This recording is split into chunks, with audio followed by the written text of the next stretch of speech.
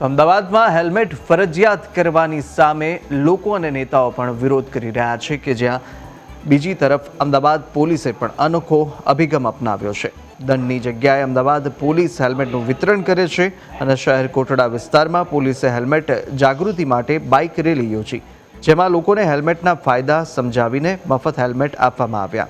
જોકે ઘણા લોકો હજુ પણ હેલ્મેટ ન પહેરવા માટે બહાના બતાવી રહ્યા છે, પરંતુ પોલીસનું આ પગલું લોકોમાં જાગૃતિ લાવવા અને રોડ પર સલામતી વધારવા માટે પ્રશંસનીય છે।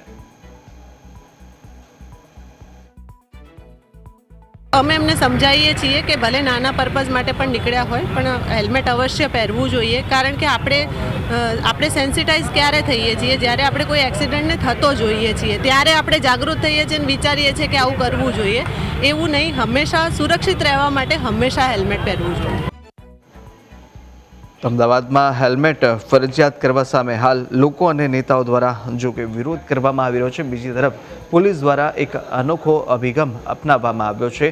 બાઇક રેલી યોજી અને હેલ્મેટ માટે લોકોમાં જાગૃતિ વધે તે માટેના પ્રયાસો પોલીસ દ્વારા કરવામાં આવી રહ્યા છે અને સાથે સાથે હેલ્મેટને લઈને જે તેના ફાયદા છે તે પણ લોકોને સમજાવવામાં આવી રહ્યા છે અને મફતમાં હેલ્મેટ પણ વિતરણ કરાઈ રહ્યું છે।